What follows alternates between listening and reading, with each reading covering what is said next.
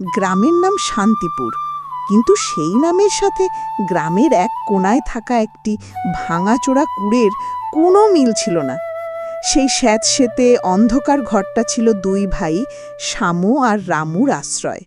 দিনের আলোয় তাদের দেখলে মনে হতো দুটো কর্মহীন অলস যুবক, যাদের ভবিষ্যৎ নিয়ে কোনো ভাবনা নেই। কিন্তু রাত নামলেই তাদের চোখের আলস্য কেটে গিয়ে ফুটে উঠত এক ধূর্ত হিংস্রতা। শামু আর রামু ছিল চোর, তবে তাদের চুরিবিদ্যা ছিল ভাষা ভাষা, আর ভাগ্য ছিল চরম বিরূপ। বড় ভাই শামু নিজেকে খুব চালাক ভাবত, কিন্তু তার বেশিরভাগ পরিকল্পনায় ভেস্তে যেত। আর ছোট ভাই রামু ছিল অধৈর্য এবং হঠকারী, তাই তাদের প্রতি রাতের অভিযান শেষে প্রাপ্তি হতো সামান্যই, কখনো দুটো শুকনো নারকেল, তো কখনো এক কাঁদি কাঁচকলা। এই সামান্য রোজগারে পেট ভরত না, বরং ধরা পড়ার ভয় আর ব্যর্থতার গ্লানি তাদের ভেতরটাকে কুড়ে কুড়ে খেত। এক অমাবস্যার রাত দুই ভাই এক গেরস্থের বাড়ি হানা দিয়ে কিছুই না পেয়ে নিজেদের কুড়ে ঘরে ফিরেছে। ঘরের ভেতর ভ্যাপসা গরম আর দারিদ্র্যের এক তীব্র গন্ধ। ধুত্তরি, আজকেও কিছু জুটল না। খিদে পেট জ্বলছে দাদা। এই চোরের জীবনে কিচ্ছু নেই, শুধু অপমান আর ভয়। চুপ কর, ভাগ্যটাই খারাপ আমাদের, না হলে আজ ওই ছাগলটা হাতে এসেও ফসকে যেত না। ঠিক তখনই তাদের নাকে এসে লাগল গরম ভাতের সাথে সর্ষের তেলের ঝাঁঝালো অপূর্ব গন্ধ। গন্ধটা আসছিল পাশের বাড়ি থেকে, যেখানে একা থাকতেন প্রবীণ কৃষক হারাধন। দুই ভাই জানালার ফাঁক দিয়ে দেখল হারাধন কাকা শান্ত মুখে উঠোনে বসে রাতের খাবার খাচ্ছেন। তার মুখে কি ভীষণ এক শান্তি। এই দৃশ্যটা তাদের ক্ষুধার্ত পেটে আর অশান্ত মনে যেন আগুন ধরিয়ে দিল। দেখেছিস দাদা, বুড়োটা কেমন আরামে খাচ্ছে, সারাদিন শুধু মাটি কোপায়, তাতেই রাজার হালে থাকে। আর আমরা জীবনের ঝুঁকি নিয়েও আমাদের খাবার জোটে না। আমার তো মাঝে মাঝে সন্দেহ হয় চাষবাস সব ওর লোক দেখানো। তোর কথাটা আমারও মনে ধরেছে রামু। শুধু চাষ করে এত সুখ, এত টাকা হওয়া সম্ভব নয়। নিশ্চয়ই এর পেছনে অন্য কোনো রহস্য আছে। কাল সকালেই এর একটা হেস্তনেস্ত করতে হবে। বুড়োর কাছ থেকেই ওর আসল ব্যবসার খবরটা বের করতে হবে।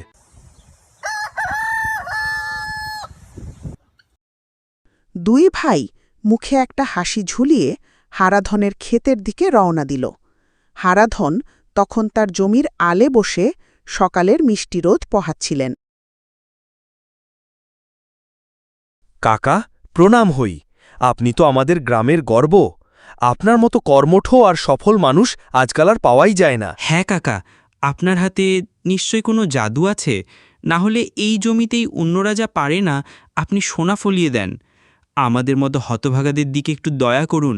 আপনার উন্নতির রহস্যটা যদি একটু বলতেন। হারাধন ছিলেন অভিজ্ঞ আর জ্ঞানী। তিনি এক পলকেই দুই ভাইয়ের চোখের লোভ আর মনের আসল উদ্দেশ্য পড়ে ফেললেন।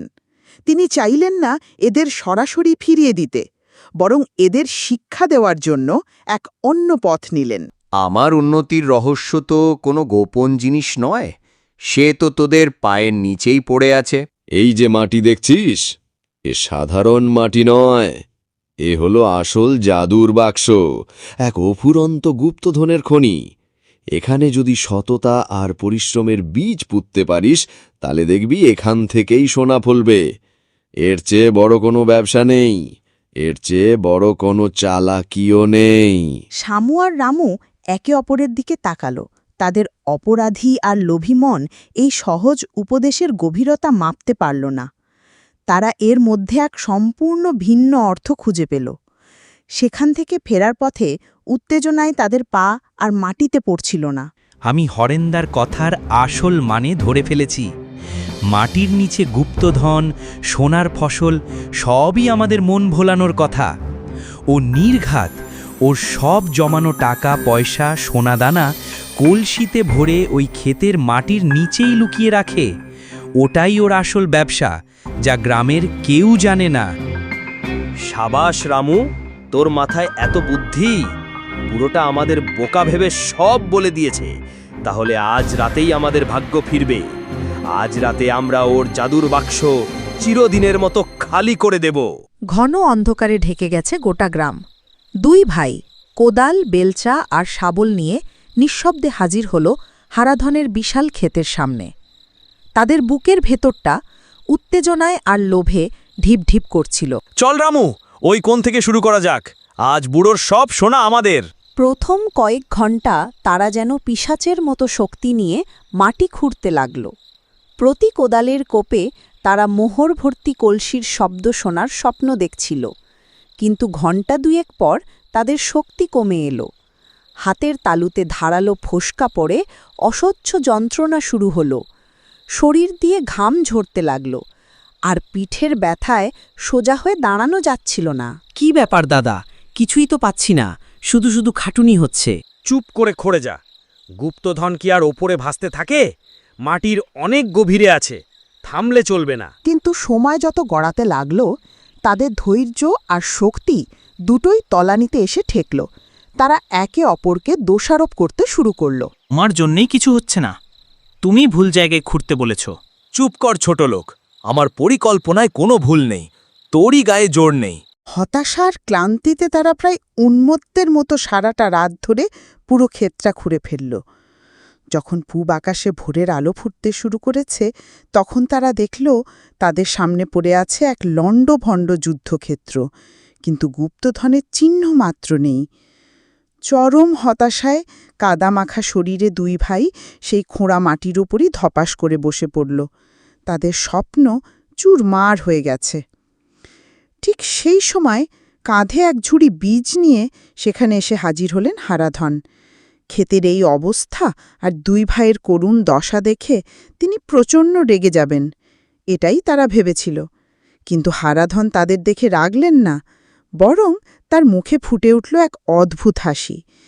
তিনি হো হো করে এমনভাবে হেসে উঠলেন যে সেই হাসির শব্দে ভোরের নিস্তব্ধতা খান খান হয়ে গেল। কি রে, পেলি আমার গুপ্তধন? শামু আর রামু লজ্জায়, অপমানে আর ভয়ে পাথরের মতো বসে রইল। বোকার দল, আমি তোদের এই গুপ্তধনের কথাই বলেছিলাম। এই যে তোদের হাতের এই ফোসকা, এই যে তোদের শরীরের এই ক্লান্তি, এটাই তো আসল গুপ্তধন। তোরা জীবনে প্রথমবার সত্যিকারের পরিশ্রম করেছিস, আর তার ফলও দেখ। সারা রাত ধরে তোরা আমার সবচেয়ে কঠিন কাজটাই করে দিয়েছিস। আমার পুরো জমিটা এখন বীজ বোনার জন্য একেবারে তৈরি। যখন এতখানি করেছিস, তখন আমার সাথে আরও কিছুদিন খাট। চল, এই জমিতে আমরা একসাথে বীজ বুনি, একসাথে ফসল ফলাই। আমি কথা দিচ্ছি, যা ফসল হবে তার ঠিক অর্ধেক তোদের দিয়ে দেব। তখন নিজেরা পরখ করে দেখবি, নিজের পরিশ্রমের টাকায় কেনা এক মুঠো চালের স্বাদ কতখানি মিষ্টি হয়। ক্লান্ত, পরাজিত শামু আর রামুর কাছে আর কোনো পথ খোলা ছিল না। তারা হারাধনের প্রস্তাবে মাথা নাড়ল। পরের কয়েকটা মাস ছিল তাদের জীবনের এক নতুন অধ্যায়। প্রথম প্রথম তারা অনিচ্ছা সত্ত্বেও কাজ করত, কিন্তু ধীরে ধীরে তাদের মধ্যে পরিবর্তন আসতে লাগল। যে হাতে তারা চুরি করত, সেই হাতে তারা বীজ বুনল। একদিন রামু অবাক হয়ে দেখল, তাদের হাতে লাগানো বীজ থেকে কচি সবুজ অঙ্কুর বেরিয়ে মাটির বুক চিরে উকি দিচ্ছে। সে এক অদ্ভুত উত্তেজনায় শামুকে ডেকে দেখাল। দাদা দেখ, গাছ পেরিয়েছে। শামু মুখে কিছু না বললেও তার চোখেও খেলে গেল এক অনাস্বাদিত পূর্ব আনন্দের ঝিলিক। তারা হারাধনের কাছে শিখল চাষের নানান কৌশল। তাদের মনে আর ভয়ে ছিল না, ছিল ফসলের জন্য অপেক্ষা আর এক নতুন আশা। পরিশ্রমের ফলে তাদের শরীর শক্তপোক্ত হল, আর রাতের বেলায় তারা ভয়ে নয়, ক্লান্তিতে গভীর ঘুমে ঢলে পড়ত। অবশেষে ফসল কাটার দিন এলো। পুরো ক্ষেত সোনালি ধানে ভরে আছে। হারাধনের সাথে তারা দুজনেও ফসল কাটল। হারাধন তার কথা রাখলেন। মোট যা ধান হয়েছিল তার থেকে ঠিক অর্ধেকটা মেপে তিনি দুই ভাইয়ের সামনে রেখে দিলেন। ধানের বিশাল স্তূপের দিকে তাকিয়ে শামু আর রামুর চোখ জলে ভরে গেল। এত ধান আমাদের? এই সম্পদ তারা চুরি করে পায়নি। এই সম্পদ ছিল তাদের নিজেদের ঘাম আর সততার ফসল। এর ওজন ছিল তাদের কাছে পৃথিবীর সব সোনামোহরের চেয়েও বেশি। সেদিন থেকে শামু আর রামু চুরির পথ চিরদিনের মতো ছেড়ে দিল। গ্রামের মানুষ অবাক হয়ে দেখল তাদের এই অবিশ্বাস্য পরিবর্তন। এক সময়ের অলস চোর দুই ভাই এখন গ্রামের সবচেয়ে পরিশ্রমী কৃষক।